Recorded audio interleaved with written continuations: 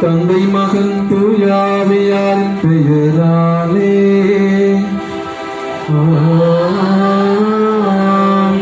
நம் ஆண்டவராகிய இயேசு கிறிஸ்துவின் அருளும் கடவுளின் அன்பும் தூயாவியாரின் நட்புறவும் உங்கள் அனைவரோடும் இருப்பதாக.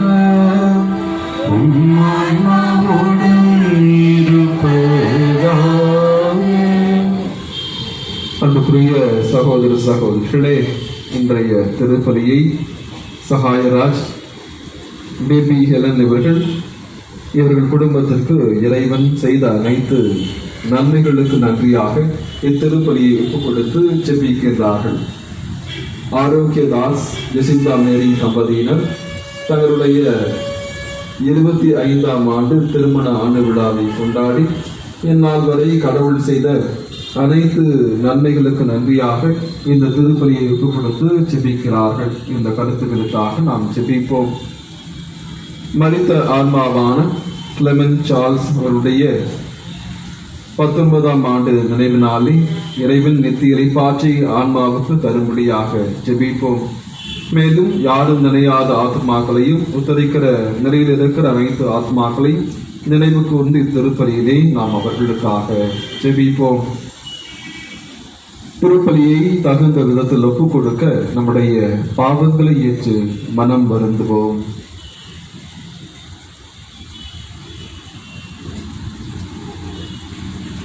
எல்லா வல்ல இறைவனிடமும் சகோதரர்களிடம் நான் பாவியை சொல்கிறேன், சிந்தனையால் சொல்லாலும் செயலாலும் கடமையை தவறினாலும் பாவங்கள் பல செய்தேன். என் பாவமே, என் பாவமே, என் பெரும் பாவமே. ஆகையால் பொழுதும் கண்டியான புனித மரியாதையும் வானதூர புனித நன்மைகளையும் சகோதர சகோதரி உங்களையும் நம் இறைவனாகிய ஆண்டவரிடம் எனக்காக வேண்டிக் கொள்ள மன்றாடுகிறேன். எல்லா வல்ல இறைவன் நம் மீது இரக்கம் வைத்து நமது பாவங்களை மன்னித்து நம்மை நிலை வாழ்வுக்கு அழைத்து செல்வாராக. ஆமென்.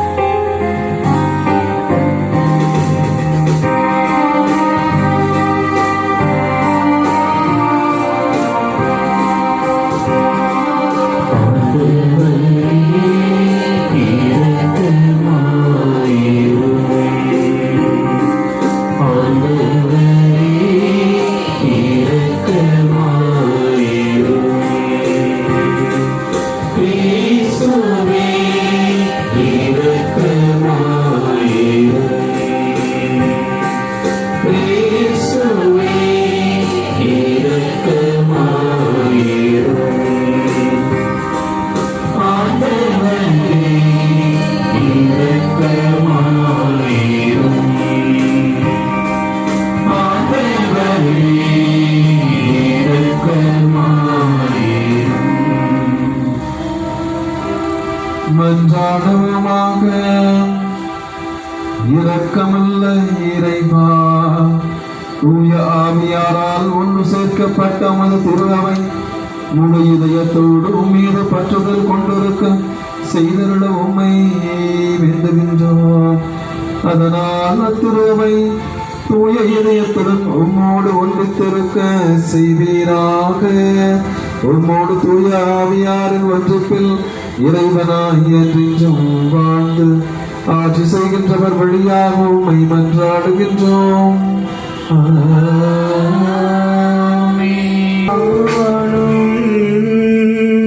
உன்னோடு பேச விரும்புகிறேன்.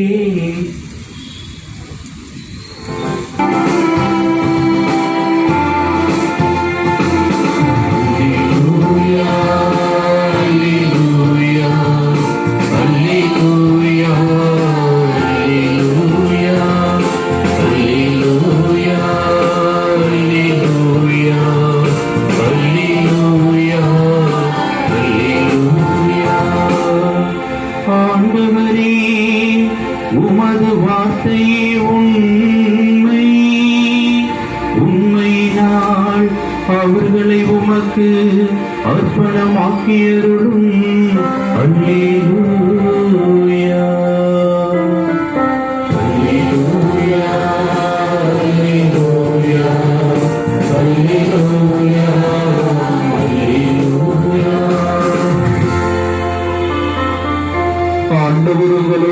இருப்பாராக. உம்மான்மாவோடு இருப்பாராக. யோவான் எழுதிய தூய நற்செய்தியிலிருந்து வாசகம். ஆண்டவரே, மாட்சி உமக்கே. அதிகாரம் 17, இறை வசனங்கள் 11 முதல் 19 முடிய. இயேசு வானத்தை அண்ணாந்து பார்த்து வேண்டியது: தூய தந்தையே, நாம் ஒன்றாய் இருப்பது போல அவர்களும் ஒன்றாய் இருக்கும்படி நீர் எனக்கு அளித்த உப்பெயரின் ஆற்றலால் அவர்களை காத்தருளும்.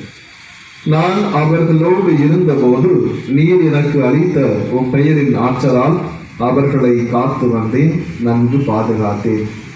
அவர்களுள் எவரும் அழிவுறவில்லை. மறைநூலில் எழுதியுள்ளது நிறைவேறும் எண்ணம், அழிவுக்குரியவன் மட்டுமே அழிவுற்றார்.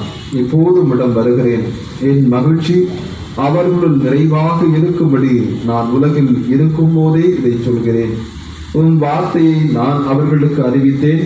நான் உலகை சார்ந்தவனாய் இல்லாதது போல் அவர்களும் உலகை சார்ந்தவர்கள் அல்ல.